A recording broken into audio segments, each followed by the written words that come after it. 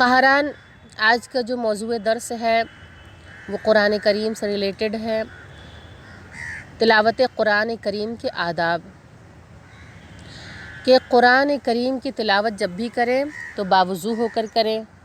قرآن کریم کی تلاوت شروع کرنے سے پہلے اعوذ باللہ من الشیطان الرجیم بسم اللہ الرحمن الرحیم پڑھنا چاہیے۔ قرآن کریم میں تلاوت کے وقت جہاں جہاں رحمت و برکت و بشارت اور جنت کی نعمتوں کا تذکرہ ہو وہاں اللہ تعالیٰ سے دعا مانگنی چاہیے، اور جہاں جہاں غضب و عذاب اور جہنم کی سزا کا تذکرہ ہو وہاں پر اللہ تعالیٰ سے پناہ مانگنا چاہیے۔ یہی طریقہ امام معصومین علیہ السلام کا رہا ہے۔ قرآن کریم کے اختتام پر صدق اللہ العلی العظیم پڑھنا چاہیے۔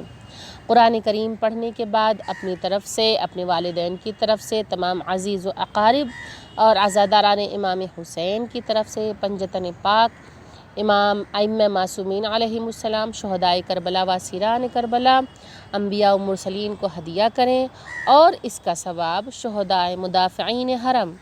شہدائے مدافعین حرم کون ہیں؟ وہ شہداء کہ جنہوں نے حرم کو بچانے کے لیے اپنی جانوں کو قربان کیا، جنہوں نے کربلا میں امام حسین علیہ السلام کی روضے کی حفاظت کی، جنہوں نے جناب زینب کی روضے کی حفاظت کی۔ تو جن لوگوں نے اپنی جانوں کو قربان کیا ہے حرم کو بچانے کے لیے، انہیں شہدائے مدافعین حرم کہا جاتا ہے۔ تو ان کی روح کو اور اپنے تمام مرحومین اور تمام مومنین مومنات کو ایصال کریں۔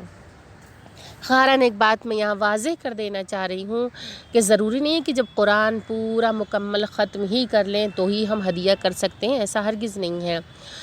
یا جب پورا مکمل قرآن ختم ہی کر لیں تو ہم صدق اللہ العلی العظیم کہہ سکتے ہیں، ایسا نہیں ہے۔ جب بھی ہم کسی سورہ کی تلاوت فرمائیں، جب بھی ہم قرآن کی تلاوت فرمائیں، اس کے کچھ جز کی تلاوت فرمائیں، اور جب ہم اسے مکمل کریں تو اس کے بعد ہمیں صدق اللہ العلی العظیم کہنا ہے، اور جب ہم تلاوت کریں تب ہم اسے بخش سکتے ہیں، ہدیہ کر سکتے ہیں مرحومین کی ارواح کو۔ تو ایسا ضروری نہیں ہے کہ جب تک مکمل ختم نہ کر لیں تب تک ہم ہدیہ نہیں کر سکتے۔